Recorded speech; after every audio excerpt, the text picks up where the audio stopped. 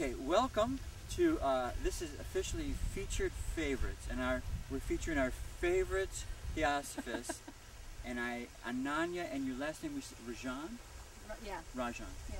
Which accent? Well, it's pronounced Rajan. Rajan. Yeah. Rajan. But okay. Everyone says Rajan. They make it sound much prettier than it is. And when you say the full name, Ananya Shriram Rajan, it sounds just, you know. It sounds good. It sounds very... like a chant. Oh, okay. So, and you are here to talk about some things, aren't you? My favorite books. Your favorite books. Okay.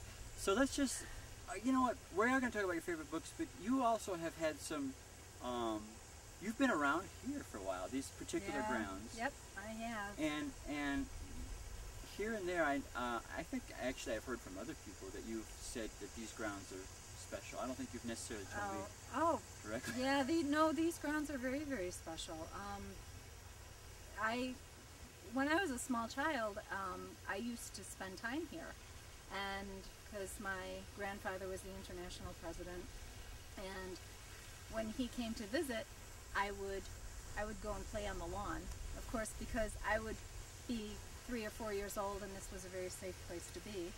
So, and I mean, what child wouldn't love to play here, you know? Yeah. So, but more so, it's got a very special feeling to it, and you know, as an adult, I think that I'm less sensitive to it now. There's certain areas that I'm more sensitive to than I am others, but on the whole, I mean, I still feel that it's it's got a very, very special energy to it.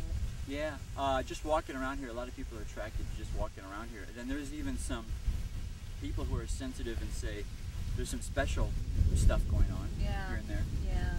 Yeah, there's actually a spot over on that side that there, you know, I don't know if you want to say that there's fairies over there, Yeah. there's devas, or that's where the deva is, or, you know, but I know that when I walk over there, there's just definitely a difference in the energy. And is it something that you can see or feel or intuit, or? It's intuitive, and then every now and again there are little sparkles, you know. And Dora, and it's funny because as a child you don't know what you're seeing, you just know that you're feeling something, and you know, so forth. And as an adult, you know, now because of reading different books and so forth, I know that if I'm seeing something flashing, you know, or something, I don't know, I mean, when there's a stillness in the air and then suddenly something moves, you know that there's something there. Yeah. You know, and you're feeling it, so it's very obvious to me that whatever was here when I was a child is still here. If you're in an area like that and it's got a special energy or special perhaps entities are there, does it affect the way you think? Does it help you with? Oh, definitely. Yeah. It definitely, you know, because I lived in Adyar, and Adyar is just absolutely amazing with regard to the energy, because there are certain areas. In fact, I'll just share this because you know, it was a moment. But my aunt and I went for a walk, and Which aunt? The one who's now the international president. But she and I, because I lived with her for 6 years, and but she and I went for a walk, and there's a blue bench that is near this banyan tree, and the banyan tree that's there is the one that where HPB saw the deva of the ground and knew that that's where the international center should be. Wow. And since that time, okay, Bee, off you go, saying hello. But the center of the trunk has gone. It fell in a storm and rotted away, but the deva is still there. It doesn't need the trunk for the deva to stay there. But my aunt and I went for a walk once, and we went and sat on this blue bench. And we were just sitting there. And then she was telling me a story about Krishnaji giving a talk on that bench many, many, many years ago. And him asking her about the masters. And, and I know the story's been recorded before, so I think it's okay to say it, but he had asked her if she believed in the masters. And he said, don't answer right away. So she's telling me this story, and as she was telling me the story, the atmosphere changed. And I can't tell you what happened, but I felt it. And there was a silence, and suddenly there was a gentle breeze, which is very, at certain times, India, depending on the season, can be very still and very humid, much like today, except for the beautiful breeze we've got. But that moment, there was a slight breeze, it got just a little bit cooler, and there was this feeling of complete upliftment, just this joy, immense joy. And so we just sat there with it. And then she looked at me and she said, did you feel that? And I said, yes, I did. And that was it. That was the conversation. But, all one needs to do is invoke that energy. And it's there. Especially in a sacred ground like this. You could do it at a place where people generally do this. They live that type of life, invoking those pure, high energy, and it shows up. So you obviously had a very theosophical childhood. With your own children, did you try to tell them to be open to certain things, or just let them kind of grow up and discover what they would, or? Both. Yeah. I've never kept what my life is like. I've never kept that from them, or the things that I'm sensitive to. When they're small, they don't necessarily understand what's going on. And now my daughter's 21, my son's 19. We've gotten into some really deep discussions about, what's there, what I can feel, that they can also be open to it, and so forth. But when they were children, small, I used to teach them about theosophical concepts using nature. Oh. And that's how I introduced them to it. Talking about the fact that that karma is like throwing a stone into a pond and watching the ripples form. That every action creates a reaction, and therefore that reaction creates another reaction, and so forth. So we always need to be very, very conscious and self-aware of what we do. Now, of course, they're children. Yeah. They're going to be mischievous and they're going to be naughty and so forth. But that has sort of stayed with them. Those little life lessons about, make sure that every action is good and of good intent and so forth, and your thoughts are good and so forth. That doesn't mean that they necessarily always follow it, but yeah, right.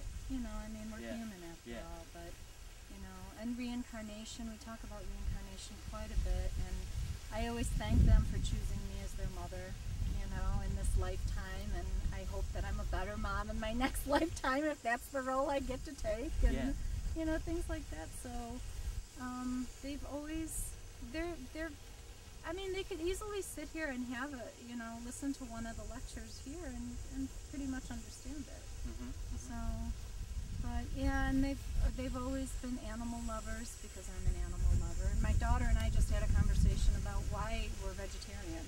Really? Yeah, she's vegetarian because of humanitarian reasons, and she says I can't look at an animal and harm it. Yeah. It has a consciousness and a life, just like I do. So, So. Okay. And you said you were going to try to guess my favorite color. No, you didn't. You scared me from it. I was like, oh no, the Alzheimer's kicking in. Mine or yours? Yeah, both are. It's blue. It's blue. Oh, you're here for books. Okay. You're here for books. So, obviously you've read many, many different books in our library, but I asked you, kind of on short notice, so to speak, to focus just on nature, and you agreed.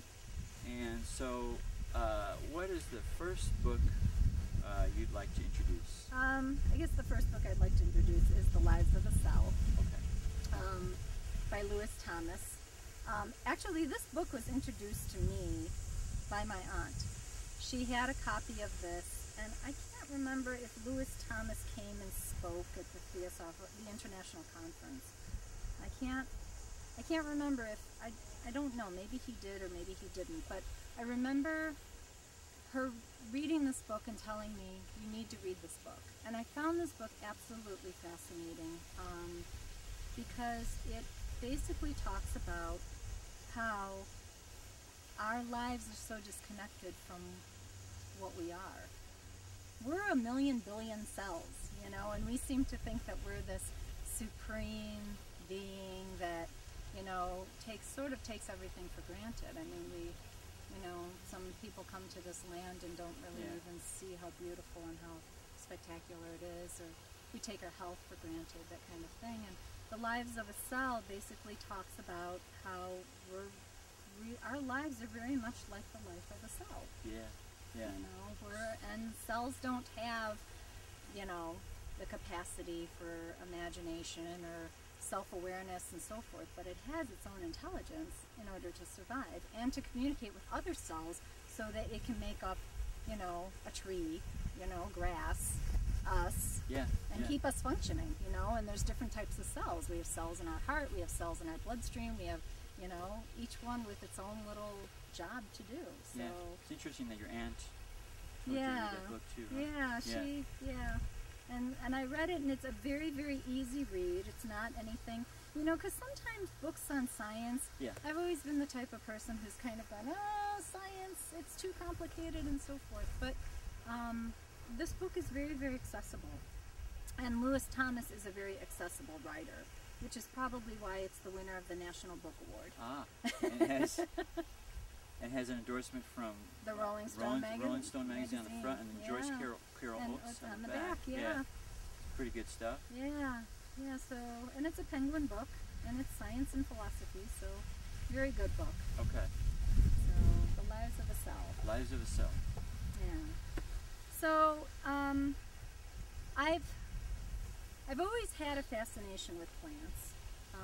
I'm not a very good green thumb, though, and I'm much better if I'm out in the wild and just kind of let things do their own thing. For some reason, houseplants and I don't know. It just doesn't work. I don't know. I talk to them, water them, love them, sing to them, everything else, and because plants understand all of that. I mean, it's been scientifically proven that plants grow better with certain kinds of music versus other music, you know. Kind of like that book by Emoto called The Messages in Water. Another great book. But plants are really no different because they pick up the vibration and so forth. But houseplants and I don't know. So right now I'm down to cactuses. You don't have to water them so much. Yeah, I don't have to water them, but for some reason in the house that I'm in right now, I don't think they get enough light. Okay. So I don't think my plants are I think I'm going to have to be sticking with straw. But I have 2 acres of wild lot, so it works for me. I go and talk to the trees all the time. So, but this is The Secret Life of Plants by Peter Tompkins and Christopher Bird. And this book, I have to say, I haven't read it through and through. I started reading it, but it's much more scientific. And it's also much more inclusive of the history behind different people who have been studying plants and the energies behind them and so forth. So, but on the whole, it's a really good book. I found it, to be honest with you, just a tad dry, but I mean, it had some wonderful concepts in it, no different than The Secret Teachings of Plants, which I found easier to access. Okay. By Stephen Herod Bruner. So is it more sort of philosophical? Well, this is much more ecological, and it's much more, it's accessible in the language. Okay. You know, it's not so, what I found about this book... Secret Life of Plants. This is The Secret Life of Plants and The Secret Teachings of Plants. Yeah. Now, The Secret Teaching of Plants is to do with much more of the shamanic, direct perception of plants. Okay. And I think Pete Harris actually talked in the previous interview. He talked about a woman with the last name Meyerhofer. Okay. Okay. Well, she's also mentioned in this book, and this book gives quotes from many different people about nature and about plants and about the connection between humans and plants and perception and so forth, and everything that we can learn from nature. I found this book speaks to the heart, really, and it is the intelligence of the heart. That's what it's called. Cool. The intelligence of the heart, the secret teachings of plants. So, yeah, and it's got a little heart on the front. So it's heart teaching. Sounds great. Yeah. Yeah. And in defense of the other book, I've also read it too, Secret Life of Plants, and it does describe some very cool experiments that they've done. Yes. Yeah, that are really, if you're doubting, if you think that this connection is just woo-woo, Right. much more. It's been proven. Oh yeah, definitely. And Yeah. about the electromagnetic fields that surround plants and how we can connect to them and how we can be healed by them. You know, which is really something else. But I think that the reason that I hold this one, the secret teachings of plants, a little closer to home is because it talks about the heart energy, and that's how I've always perceived nature, is through the heart energy. Not so much intellectually, but like through my own perception of, intuitively, and then just the love and the compassion and the acceptance that you get from nature. That's a great way of putting it. I know a couple times in my life when I've had hard times, and I've gone out to nature, and God, I just so tangibly, I feel like there's a conscious type of force trying to reach out and say it's okay. It's okay. Yeah. And I used to have that as a child because I used to spend a lot of time by myself, and there were these very big pine trees behind my house. And when children were mean to me, because I was a bit of an odd child, I was the one that, I loved nature, so I wasn't afraid of, I wasn't afraid of things. I was a nervous child, but I wasn't afraid of things. But I wasn't, I would always find nature fascinating. And I don't know, small children sometimes can be mean, but I always found comfort in the trees, and I always felt like that they were my guardians. Yeah. So whenever things got rough, I would go and run to the trees and just go sit with them, and I always felt comforted by them. Yeah, I agree. There's a lot of healing offered for free. Yeah, and they don't want anything in return. That's the incredible thing. Now, could we possibly be like that? Could we provide comfort and healing to others and not expect anything in return? We have a lot to learn from the trees and from nature.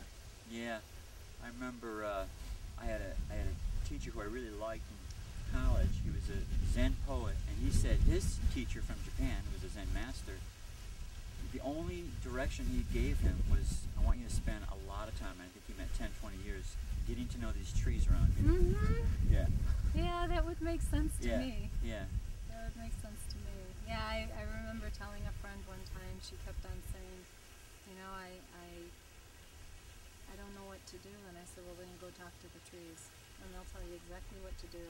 She went through some life issues, and I said, go talk to the trees, they'll tell you exactly what to do. We all, it just seems like we all of us, regardless of situation, seem to get busier and busier right now. It seems like we're in a time period like that. And when you're stuck in that being busy, and with a lot of us it's with a computer screen, sometimes it's hard to break away from it and just go out to a natural environment. I don't think I have a question there, right? Thinking out loud. No, that's very, very true. And in fact, it's one of the things that I try to practice all the time is if I've been in front of a computer for a period of time, I go out for a walk. Because you have to change that energy. There's so much, I don't know how much radiation you get from a computer and so forth, but that electromagnetic field is generally, it's electrical, you know? And nature's a different kind of energy. Yeah. It's a fulfilling kind of energy. Yeah. So, and I wanted to ask you, I'm throwing this in there, a theosophical question. And I'm not even sure how to phrase it, but it seems like one of our goals with evolution, or one of the places we're headed towards, is to sort of evolve beyond the denser energies. And so how do you reconcile that with the fact that nature seems to be, I mean, the tangible stuff that's around us here seems to be so healing and friendly, and so how do you reconcile the very subtle consciousness with this denser consciousness which has so much to offer? Does that make sense?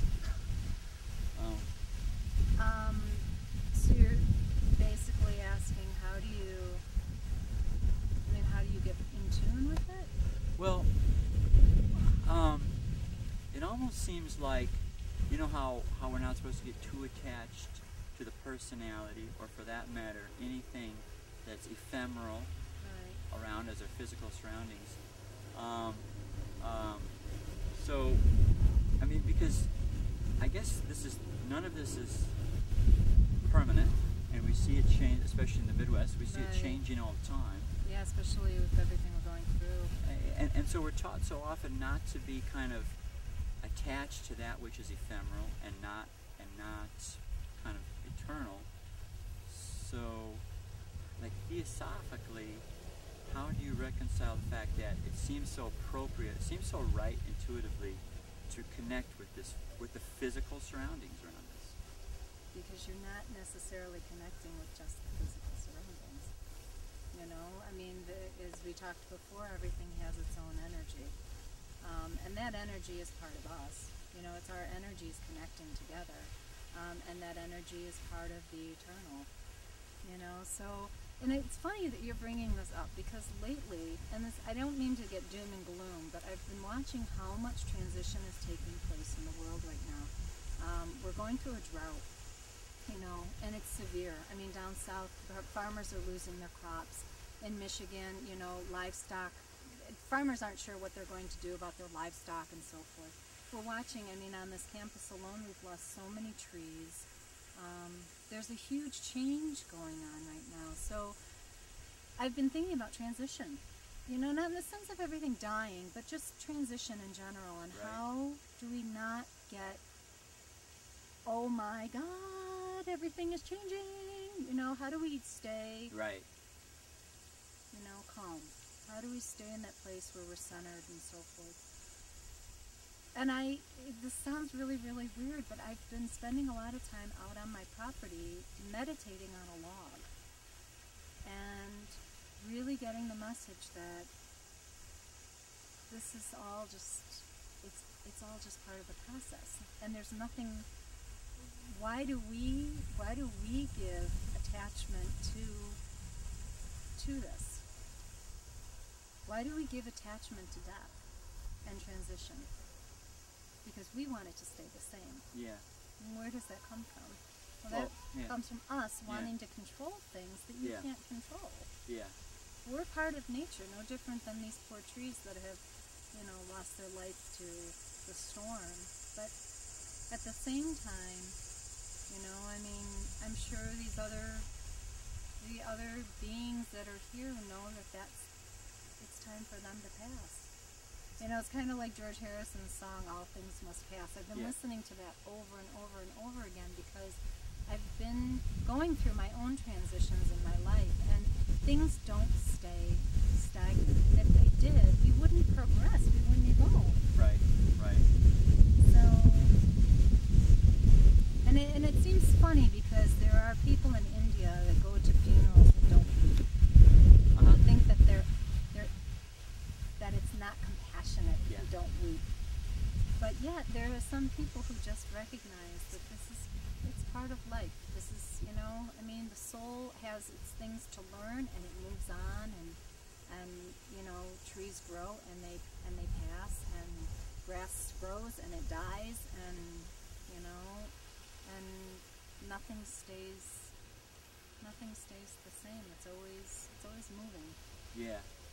And it's hard to articulate for those people who do feel such a connection to nature. I guess it's hard to say why. It's hard to. It just is, right? Just this beauty that it's a healing. It seems profound, like you've been saying. Yeah. And even to say that it's profound seems almost to miss it, because because that's putting a human quality on it. Exactly, very Yeah. true. To stick it in a category Yeah. by describing it, you're sort of containing it, and you can't really. That's one of the reasons I never take pictures if I'm out in nature. Somebody will say, "Oh, let's take a picture of this," but it never comes out the way that Right. you're. Right. There's one thing. There's the object. There's you, and then there's the perception of the whole thing. You know. Yeah. So, Yeah. and you can't contain that perception on a piece of paper. Right. Right. Right. Yeah. And yet, back to our focus here.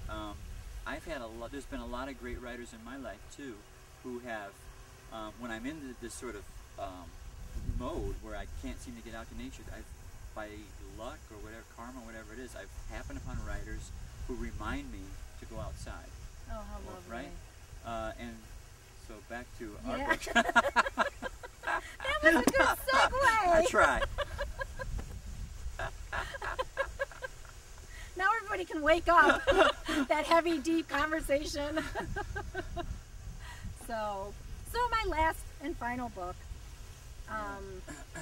I have always been a lover of animals and birds and reptiles. Now, as a kid, my father and I, this is before I really thought, ooh, zoos, ooh. But when I was little, we used to go to the zoo. And we used to go to Lincoln Park Zoo. And my dad and I would make a beeline for the reptile house. Really? Yeah. Here I was, this little kid, you know. Come on, Dad, let's go see the snakes. Now, never even thinking about the fact of the connection with me and snakes. I think I talked to you about the snakes in my bathroom and all that sort of thing. You had a poisonous, maybe you could, I know you've shared it before, but... Yeah, I had when I lived in India, I had a series of snakes that came and visited me in my bathroom. And the first one, I went and told the gardener about it, and he went and he killed it. And I was devastated because I didn't think he was going to do that. And I had realized that if I was going to really commit to really feeling a connection and working and being in this environment where there were going to be snakes, then I was going to have to learn to work with them. So I sort of made an agreement with them that if you don't bite me, I'll make sure that you're not harmed, you know. And I had 3 snakes come in, and the last snake was known as, in Tamil they call it Kattavidiyan Pamba. Pamba is snake. Kattavidiyan is because it has very, very sharp poisonous fangs. And if it bites you, you have a limited amount of time. And if you don't get the anti-serum, then you're toast. And I don't even know if you even can get, you know, if you really have enough time. I think actually I think it's the most poisonous snake in India. But anyway, that snake showed up in my bathroom, and it went and it hid underneath the door jamb. And I had found in the process a man who was a snake charmer kind of guy, and he knew how to grab them behind the head, and so that they wouldn't bite him. And then he'd get them in a bag, and he would take them off to this snake park or someplace outside of Madras that everybody goes to go see these poisonous snakes, which is just horrendous to me, but I mean it's what they do.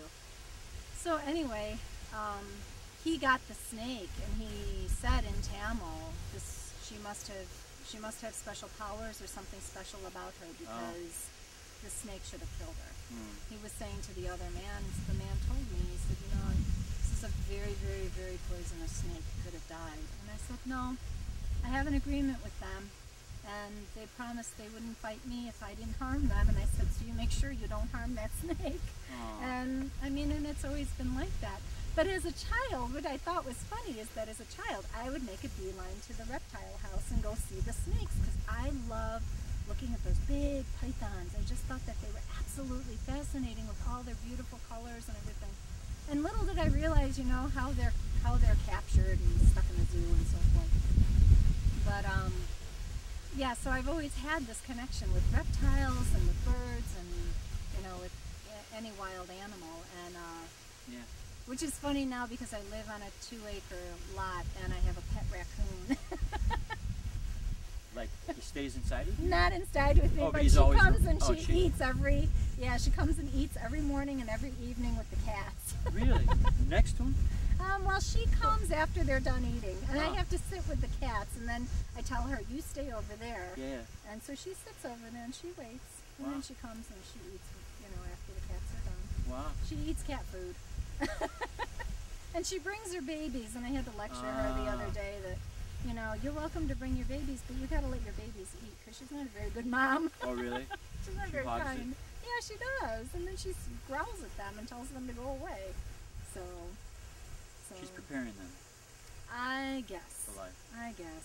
So, yeah, so the reason I find this next book absolutely fascinating is because I think Ted Andrews has got a special ability to communicate with animals. Yeah, So yeah. animals speak the spiritual and magical powers of creatures great and small. I love that book too. Yeah. Yeah. Yeah, it's a great reference book. I go to it like once a week. Yeah. Yeah. Go to it all the time. And I've read it like you, I've read it so many times that like I kind of have most of the passages memorized. Oh my Well, goodness. so to speak, about the animals, yeah. Wow. Well, then you're a tad better than I am, because I always go back to this book. Yeah. Like the last 3 days, I have seen in one day I saw 3 hawks. Yeah. I was Right. driving with my Right. sunroof open, and they kept on flying like right above my car and then sitting on the lamppost. Right. And 3 different hawks, and I was like, okay, what's going on here? What Right. messages is the universe trying to bring me? Because Yeah. they're the messengers, you Oh, know? yeah. So this book is just fantastic. And I keep telling my children, oh, did you see any animals today? Let's look up and see what the meaning is, Oh, yeah. So, Yeah, it's great. I mean, it's fun, like you were saying, and if you haven't looked at this book, Animals Speak by Ted Andrews, what's amazing about it is that he gives these sort of symbolic possibilities Right. when you encounter an animal in your life, however that might be, right. movies or your real life or dreams, and you might think, like the BS detector in you might think, oh, give me a break. How Right. can you just say, blah, this is going to equal this? And then you experience with this book for a while in your life, and you start to see how much it rings true. This guy had Yeah. something going on. Yeah, Yeah. he definitely has a connection Yeah. with nature. Yeah. And the thing that I also love about this book, I recommend this to so many people who are just starting out on the spiritual Yeah. path, Yeah. because it's a great introduction to our connection with nature. Yeah.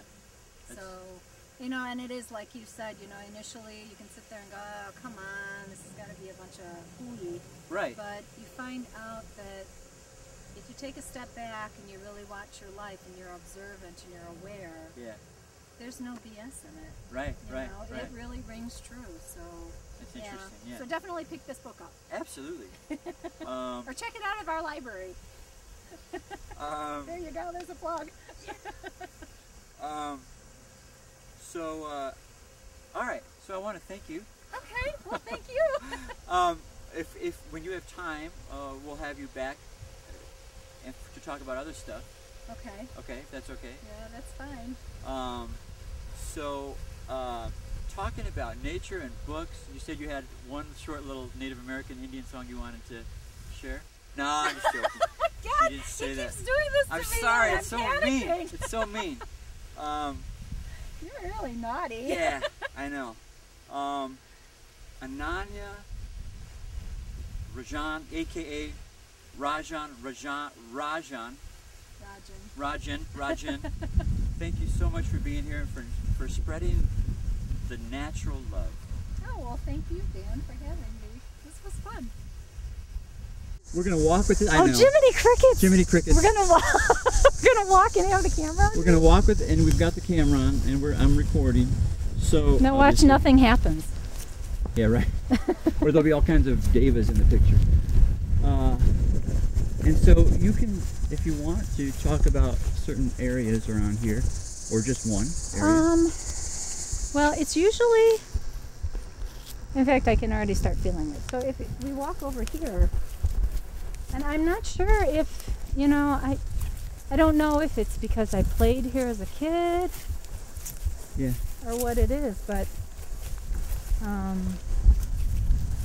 yeah, do you feel this? I like it a lot. I feel it a little differently. I don't feel it like one time I felt like after my mom had died, I felt her presence at the wake, and I don't feel that strongly, but it's definitely different here. It's just a feeling of, there's like a feeling of expansion here.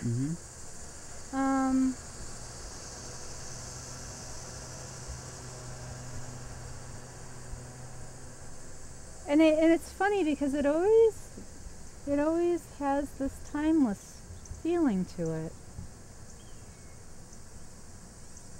And when I was a kid, I'm not sure if that swing set used to be there when I was a child, believe it or not. That's how old that swing set is. That swing set's more than 50 years old. Not that I'm more than 50 years old, but it's been there for a long, long time. And I used to play on that. And this used to be much more overgrown. It wasn't all grass like this. There used to be a lot more bushes here. In fact, you can still see the holes where the bushes were, or the trees. So, but this area in particular, I'm not sure what went on here. I don't know if they did rituals out here or what. So, but it's definitely special here. But like you said, there's a few areas around here that are. And we're not far from the Mary icon, right? No, she's right over across the bushes, yeah. Yeah. But I don't know, there's just this feeling of, I feel like if you closed your eyes, you almost could it almost feels like there would be dancing going on out here. Just a joyousness and an expansion and just a happiness, so what it is, I don't know. I mean, and I can't remember if Dora ever talked about these, if she ever wrote down about these lands, because I know that she said that there's devas on the land and so forth, or fairies on the land.